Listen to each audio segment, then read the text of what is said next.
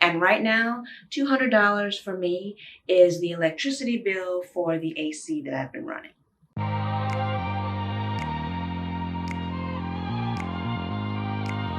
Hi everyone, and welcome to my channel. If you're new here, my name is Kyla, and if you're one of my returning subscribers, thanks so much for stopping by.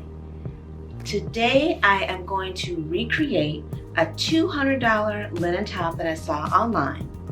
And I'm not familiar with the company. I believe that they are Australian, but the garments are made in Bali, which is probably part of the reason for the price markup. Also, with linen not being a cheap fabric to begin with, unless you buy directly from a wholesaler. When I saw this design, it only came in black and in cream, which I love, but of course I'm partial to my brown rust earth tone colors, and I had this beautiful piece of chocolate linen that I've been saving to make into a top. I thought this would be perfect. The design is simple and clean, and I have everything that I need to make this. So that's what we're doing today. Let's get started. Okay, so I'm kind of weaning out which one of these patterns will work best to recreate that top. And I definitely know for sure that I want to use this pattern for the sleeve. It's got that same blousant sleeve that I want, so that'll work. But as far as these three go, all three have the off-the-shoulder look, but these two are connected, as in there's no seam breaking off the sleeve from the actual bodice part. And I don't think that they'll fit all the way across the width of my fabric. So I'm leaning towards this one. I think this will be my best bet because I've got my angular cut here, and I'll just make this sleeve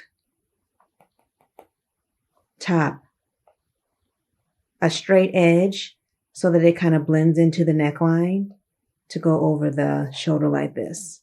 So I think that this one's out and this one's out. I think these two, they'll give me the look that I'm going for. Interesting that these are all McCalls.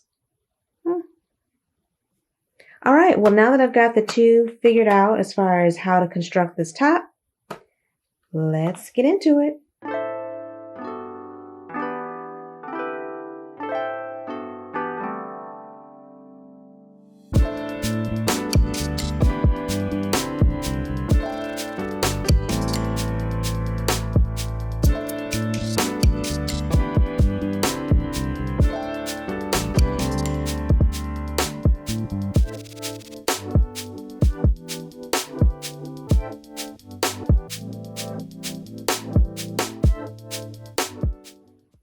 Okay, I'm hoping that the point of where the sleeve should start at the top of my shoulder matches up and aligns like I'm calculating or guesstimating, I should say.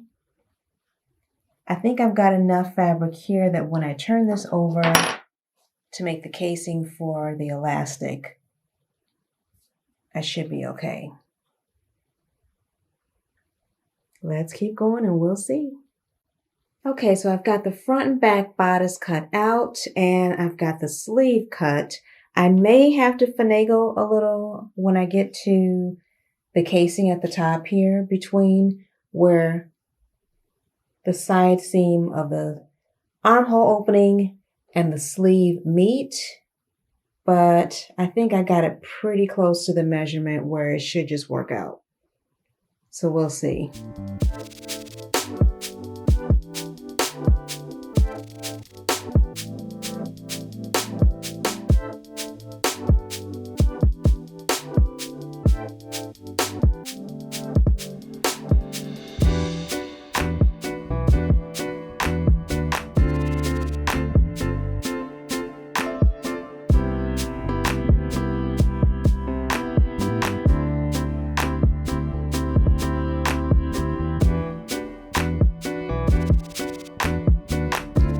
I have the seams finished on the sleeve and also on both outer edges. Now I can go about attaching the sleeve to the armhole, and I'm going to French seam that as well.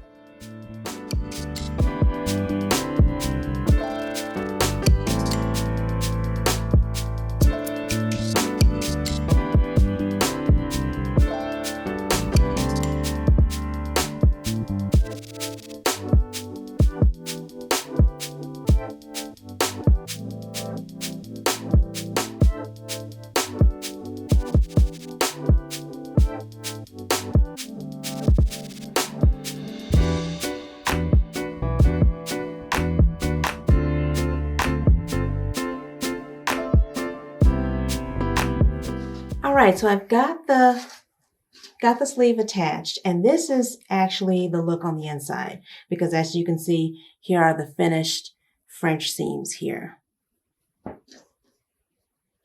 And I just want to point out that I'm going to need to even this out because this should be flush with the top neckline of the top.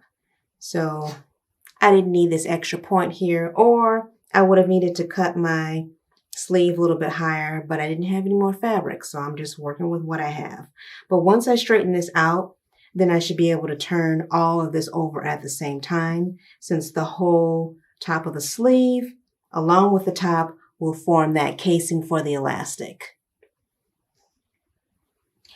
Now that I've got this stitched, I can go back to, well, I can press this out and then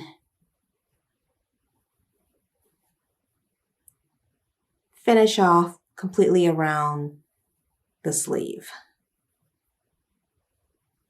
I can see it coming together now. First, I was a little bit skeptic because I didn't know if I had enough fabric, but I think this is going to work out.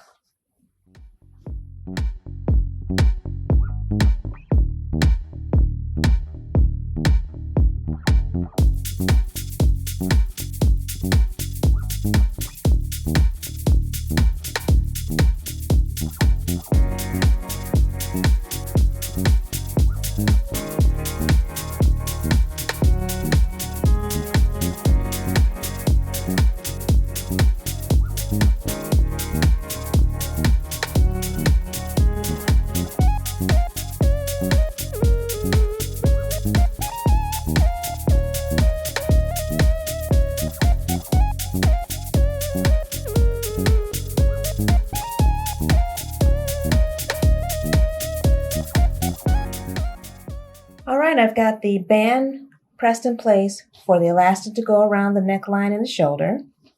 And I'll stitch close to the edge here and then measure. This is about 1.25 inches wide. And I'm going to have about maybe 3/8 of an inch, 1/2 inch lip here at the top. So I've got that all pinned in place. And I've also went ahead and pressed the edge of the sleeve, which is also gathered with elastic. And this is just a 1/4 inch wide elastic that I'm using here. So once I get these two areas stitched in place, then I'll give it a try on and see where the hem lands.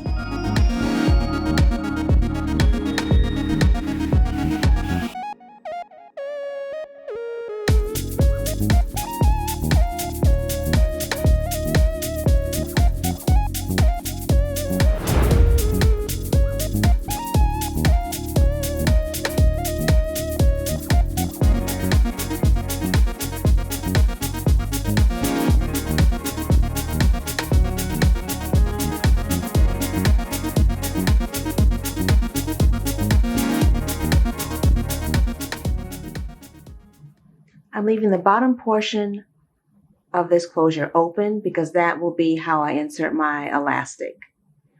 Now I'll just go about stitching off to make the casing for the top.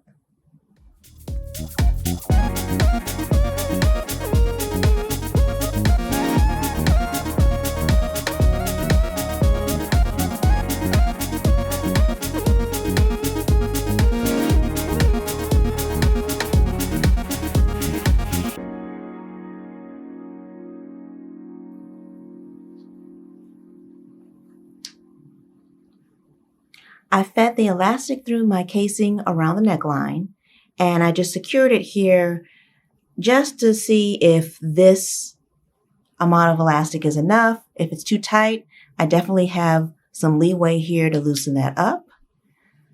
So I'll try it on to check that out. And then for the sleeve, I did the same. And if it's a little bit too loose, I can always add some more. I've got plenty here. And I fed both elastic pieces through with just a safety pin.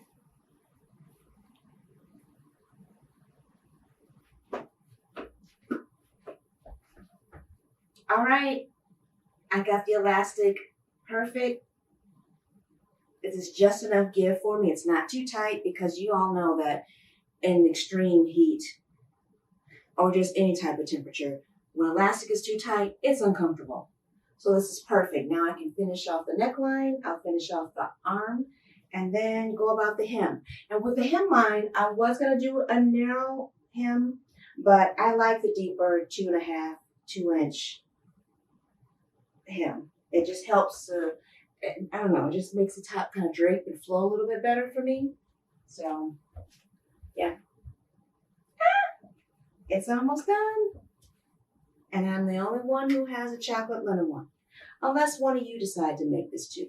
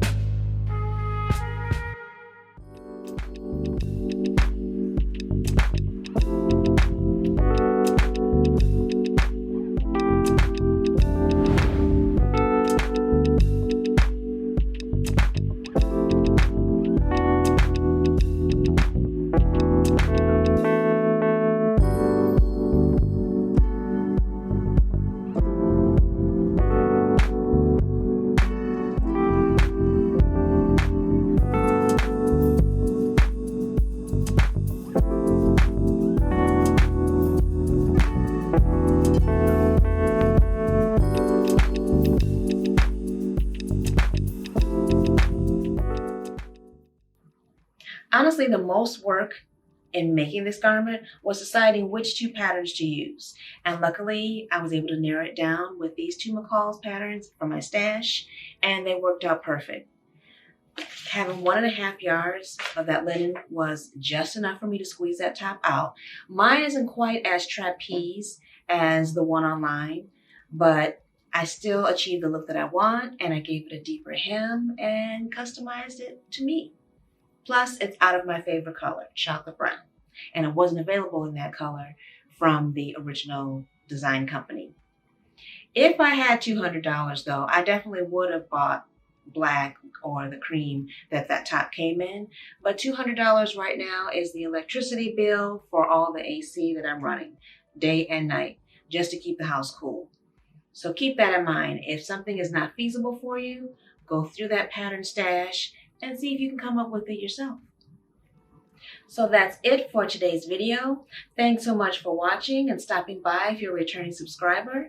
Please don't forget to comment, like, and subscribe if you're new, and I will see you all in the next video. Take care. Bye, everyone.